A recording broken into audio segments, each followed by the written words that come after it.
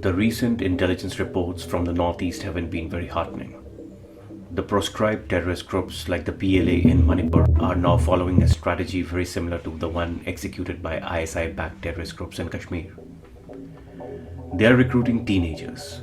Recruiting would be the wrong word, as teenagers are either abducted or those from broken homes are brainwashed to join terrorism. Hello everyone, welcome to Resonant News. If you like our content, please like, share and subscribe the video.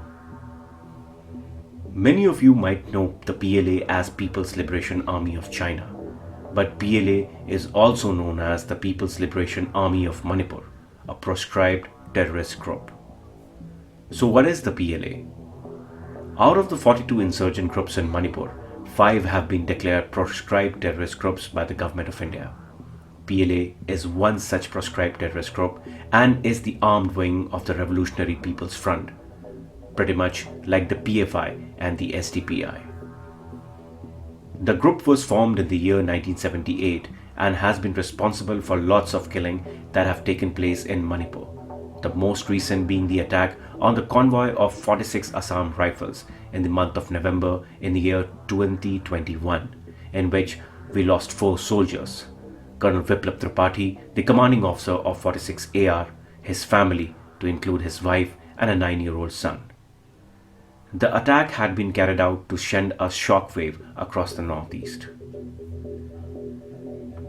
The PLA maintains a cadre strength of approximately 300 to 500 trained soldiers, but whenever Indian Defence Forces have carried out an operation to sanitize the region, the PLA has suffered heavy losses.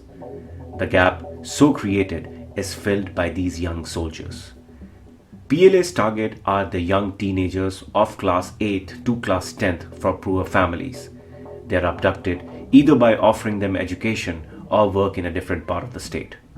Once they fall for the false promise, the teenagers are then taken to the border, across in Myanmar, where they are given basic military training for 3 months in PLA camps. Till some time ago, the PLA's main camp was located in Thuambuol in Myanmar, located approximately 5 kilometers from the Indian border. But in the year 2019, it was moved a little further away from the border to Senam. But the fear of the Indian Army Special Forces has pushed the camp to Meothet, about 15 kilometers from the border. The teenagers trained in these camps are initially employed in the mundane work around the camp, and then they are slowly introduced to ambushes, which are usually carried out in the teams having strength of around 15 to 20 personnel. This trend of abducting children has been on since at least 2008. At times, schools have come out in the protest against the kidnappings of children by the terrorist groups. Those who manage to escape the training camps of PLA narrate that these teenage kids are at times married to middle-aged PLA terrorists. People who quit terrorism are baited back to carry out drug and weapons smuggling by PLA and other groups operating in the region. Other than kidnapping, school proscribed terrorist groups also extort money from the schools.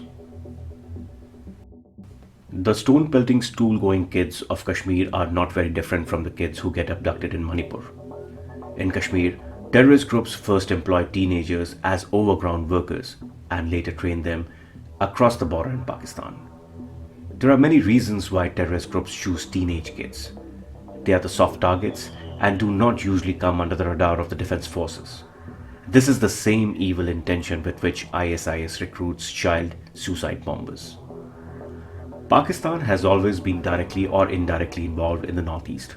For example, when Khmer Rouge broke in Cambodia in the year 1990s, releasing a number of weapons in the clandestine arms market of Southeast Asia, it was the Pakistani spy agency which helped the insurgent groups in India's northeast by buying these weapons. They still continue their support for the terrorist group in the northeast in various forms. According to the recent reports, members of the PLA and other such groups are regrouping in the borderlands of China's Yunnan province. Also, they take shelter and buy arms in China's Kunming. Officially, China maintains that it has nothing to do with the insurgency in India's northeast, albeit the truth is known to all. Last October, in an article published in China's Global Times, Long Xingchun, president of Chengdu's Institute of World Affairs, run by the Chinese government, wrote ominously, and I quote, "If India takes the move to support Taiwan's independence, China has every reason to support separatist forces in northeast Indian states." Do we need more proof?